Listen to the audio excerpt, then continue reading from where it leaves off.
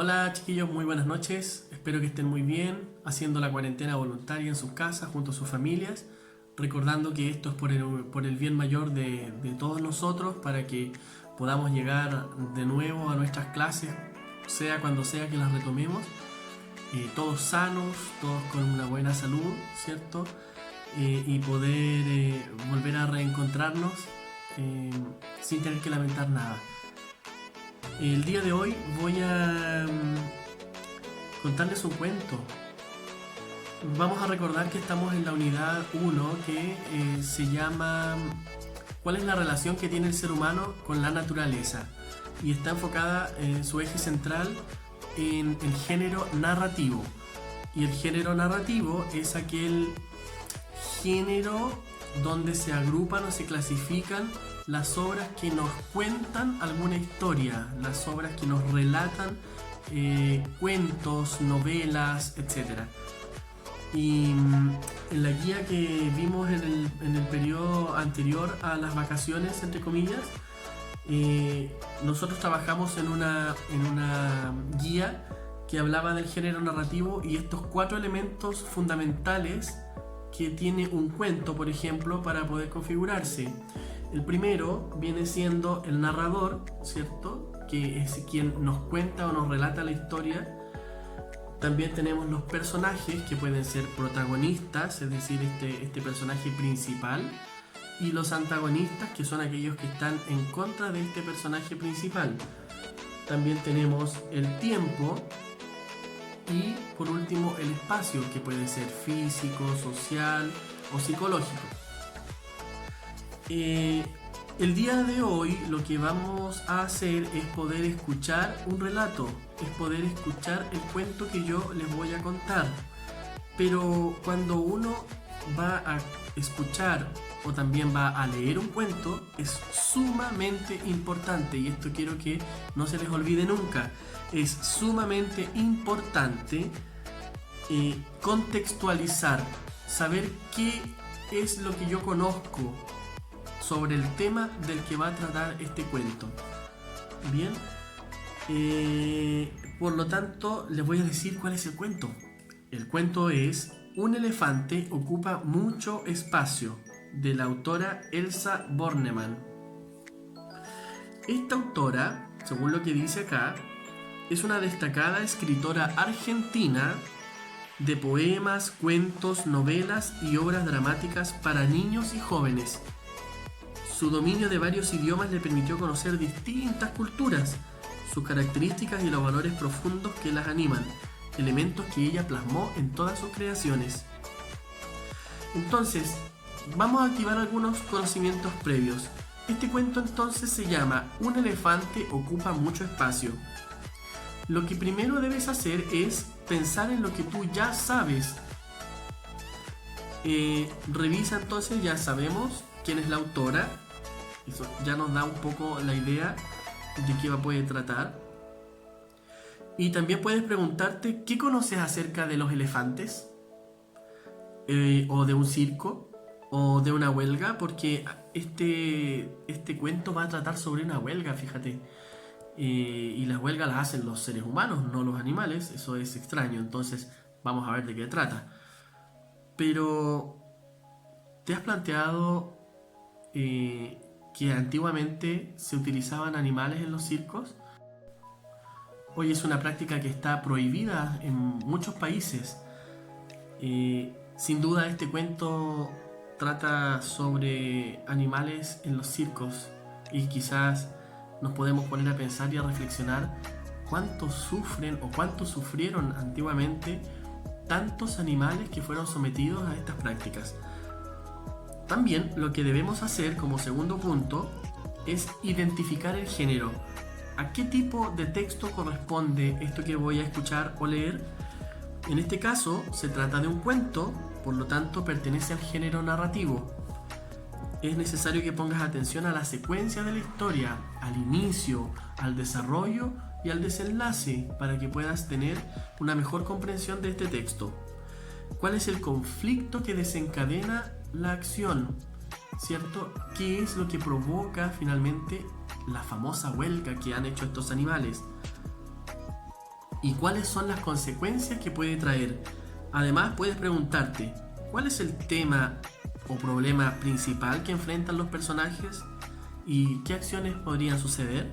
También puedes adelantarte, pensar, imaginar qué es lo que va a pasar en este cuento, para que después, al escucharlo o al leerlo, puedas verificar si estuviste en lo cierto.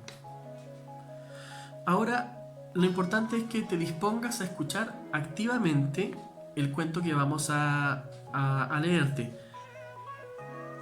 Y es muy importante que tomes en cuenta lo siguiente, que cuando una persona lee un cuento para ti, siempre va a usar un énfasis expresivo, es decir, una mayor fuerza en algunas expresiones para que tú puedas entender mejor este cuento y puedas ser de alguna manera mejor comprendido. Permite reconocer la intención comunicativa del emisor, es decir, qué es lo que yo te quiero transmitir por medio de este énfasis expresivo, es decir, manejo mi volumen de voz, manejo mi acentuación para darle una dinámica mucho más atractiva al cuento. Y también utilizo un tono adecuado para leer un cuento, es decir, un sonido agudo o grave según cómo tenga la voz la persona que emite el cuento. Y también permite identificar la intención o la emoción del emisor, es decir, qué es lo que yo siento también al leer de este cuento. Bueno, te invito a que escuches este cuento que se llama Un elefante ocupa mucho espacio, por Elsa Bornemann. Que un elefante ocupa mucho espacio, lo sabemos todos. Pero que Víctor, un elefante de circo, se decidió una vez a pensar en elefante, esto es, a tener una idea tan enorme como su cuerpo, eso algunos no lo saben. Y por eso yo se los cuento. Verano. Los domadores dormían en sus carromatos, alineados a un costado de la gran carpa. Los animales velaban desconcertados. No era para menos. 5 minutos antes, el loro había volado de jaula en jaula comunicándoles la inquietante noticia.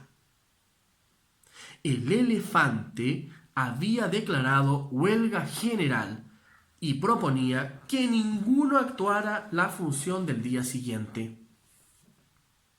¿Te has vuelto loco, Víctor?, le preguntó el león, asomando el hocico por entre los barrotes de su jaula. ¿Cómo te atreves a ordenar algo semejante sin haberme consultado? El rey de los animales soy yo. La risita del elefante se desparramó como papel picado en la oscuridad de la noche. ¡Ja! El rey de los animales es el hombre, compañero. Y sobre todo aquí, tan lejos de nuestras selvas. ¿De qué te quejas, Víctor?, interrumpió un osito, gritando desde su encierro. ¿No son acaso los hombres los que nos dan el techo y la comida? Tú has nacido bajo la lona del circo, le contestó Víctor dulcemente. La esposa del criador te crió con mamadera. Solamente conoces el país de los hombres y no puedes entender aún la alegría de la libertad. ¿Se puede saber para qué hacemos huelga?, gruñó la foca, coleteando nerviosa de aquí para allá. ¡Al fin una buena pregunta!, exclamó Víctor, entusiasmado. Y ahí nomás les explicó a sus compañeros que ellos eran presos, que trabajaban para el dueño del circo y se llenaran los bolsillos de dinero, que eran obligados a ejecutar ridículas pruebas para divertir a la gente, que se los forzaba a imitar a los hombres, que no debían soportar más humillaciones, y que patatín y que patatán. Y que patatín fue el consejo de hacer entender a los hombres que los animales querían volver a ser libres, y que patatán fue la orden de huelga general. ¡Bah! ¡Pamplinas!, se burló el león. ¿Cómo piensas comunicarte con los hombres? ¿Acaso alguno de nosotros habla su idioma? Sí, aseguró Víctor. El loro será nuestro intérprete. Y enroscando la trompa de barrotes en los barrotes de su jaula, los dobló sin dificultad y salió afuera. Enseguida abrió una tras otra las jaulas de sus compañeros. Al rato todos retozaban en los carromatos, hasta el león. Los primeros rayos de sol picaban como abejas zumbadoras sobre las pieles de los animales, cuando el dueño del circo se desperezó ante la ventana de la casa rodante. El calor parecía cortar el aire en infinidad de líneas anaranjadas. Los animales nunca supieron si fue por eso que el dueño del circo pidió socorro y después se desmayó. Apenas pisó el césped. De inmediato, los domadores aparecieron en su auxilio. ¡Los animales están sueltos!, gritaron a coro antes de correr en busca de sus látigos. Pues ahora los usarán para espantarnos las moscas, les comunicó el loro. No bien los domadores lo rodearon, dispuestos a encerrarlos nuevamente. Ya no vamos a trabajar en el circo. Huelga general decretada por nuestro delegado, el elefante. ¿Qué disparate es este? ¡A las jaulas! Y los látigos silbadores ondularon amenazadamente. ¡Ustedes, a las jaulas!, gruñeron los orangutanes, y allí mismo se lanzaron sobre ellos y los encerraron. Pataleando furioso, el dueño del circo fue el que más resistencia opuso. Por fin, también él miraba correr el tiempo detrás de los barrotes. La gente que esa tarde se aglomeró delante de las boleterías las encontró cerradas por grandes carteles que anunciaban: circo tomado por los trabajadores, huelga general de animales. Entretanto, Víctor y sus compañeros trataban de adiestrar a los hombres. Caminen en 4 patas y luego salten a través de estos aros de fuego. Mantengan el equilibrio apoyados sobre sus cabezas. No usen las manos para comer. Rebuznen, maullen, ladren, rujan. Basta, por favor, basta, gimió el dueño del circo al concluir su vuelta número 200 alrededor de la carpa, caminando sobre las manos. Nos damos por vencidos. ¿Qué es lo que quieren? El loro carraspeó, tosió, tomó unos sorbitos de agua y pronunció entonces el discurso que le había enseñado el elefante. Con que esto no, y eso tampoco, y aquello nunca más, y no es justo, y que patatín y que patatán, porque o nos envían de regreso a nuestras selvas, o inauguramos el primer circo de hombres animalizados, para diversión de todos los gatos y perros del vecindario. He dicho. Las cámaras de televisión transmitieron un espectáculo insólito aquel fin de semana. En el aeropuerto, cada uno portando su correspondiente pasaje en los dientes o sujeto en el pico en el caso del loro, todos los animales se ubicaron en orden frente a la puerta de embarque con destino al África. Claro que el dueño del circo tuvo que contratar 2 aviones. En uno viajaron los tigres, el león, los orangutanes, la foca, el osito y el loro. El otro fue totalmente utilizado por Víctor, porque todos sabemos que un elefante ocupa mucho, pero mucho espacio. Bueno, este es el cuento Un elefante ocupa mucho espacio, de Elsa Bornemann.